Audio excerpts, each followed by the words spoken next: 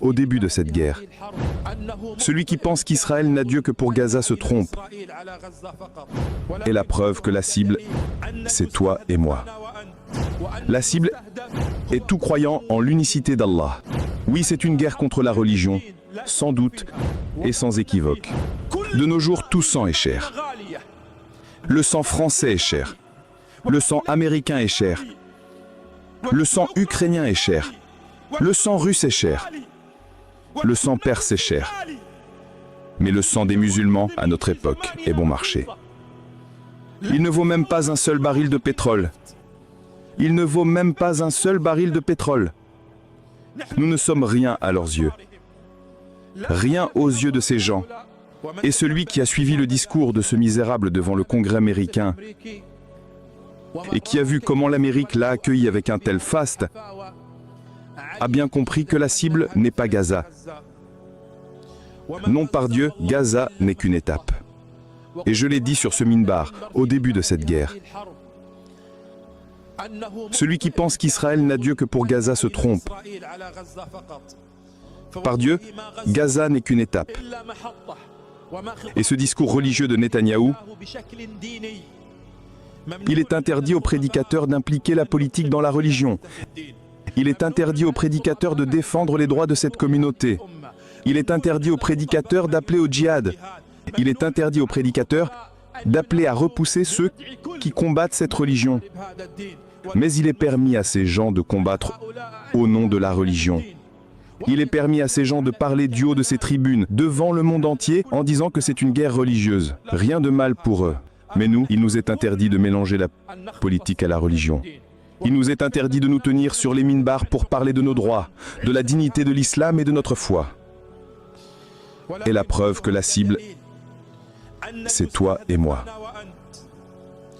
La cible est tout croyant en l'unicité d'Allah.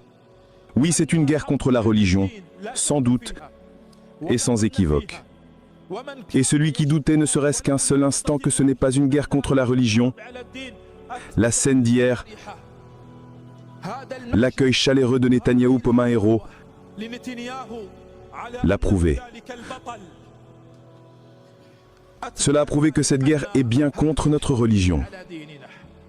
Alors préservez votre foi, préservez vos enfants, préservez vos générations, car ce qui attend cette communauté n'est pas du jeu, n'est pas de l'amusement. Ce qui attend cette communauté est grave, et par Dieu c'est grave.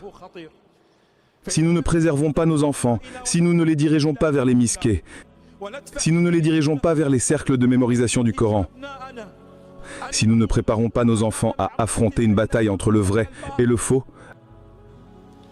ils se trouvent au cœur d'un affrontement entre le bien et le mal. Car ils feront preuve d'ingéniosité et ils mettront... Alors détermine ta place, ô bien-aimé. Détermine ta place, aux pratiquants. Détermine ta place, aux musulmans. Détermine ta place, aux croyants. Où es-tu entre le vrai et le faux? Quel est ton rang et quelle est ta place? Cette vie passera. L'objectif n'est pas d'arriver. L'objectif est de mourir sur le chemin de la vérité. L'objectif est de mourir sur le chemin de la vérité.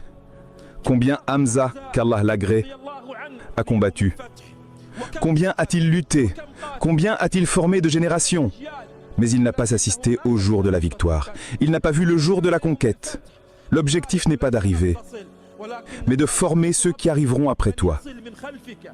Si nous ne sommes pas cette génération qui verra la libération de la Palestine, qui verra l'accomplissement de la promesse finale, la promesse d'Allah, une promesse qui ne sera pas retardée, alors sachez que Biden partira.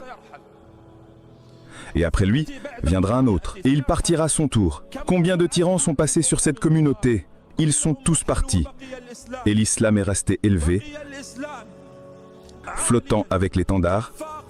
La ilaha illallah, Muhammadun Rasulullah. Alors je vous rassure, par Dieu, ce que vous avez vu ne doit pas vous désespérer. Par Allah, le Dieu unique, quoi qu'ils fassent, quoi qu'ils honorent, quoi qu'ils applaudissent, cela ne diminuera pas d'un cheveu la promesse d'Allah. Cela ne retardera pas la promesse d'Allah d'une seule seconde. La promesse d'Allah est ferme, nous verrons sa planification se réaliser et nous entrerons dans la mosquée Al-Aqsa, conquérant, libérateur, avec la permission d'Allah. Quoi qu'ils applaudissent, quoi qu'ils acclament, quoi que fassent ceux qu'il a cités dans son discours, lorsqu'il a dit « Nous avons une alliance avec certains pays arabes », quoi qu'ils fassent, par Dieu, cela ne retardera pas la promesse d'Allah. Cela ne retardera pas la victoire d'Allah.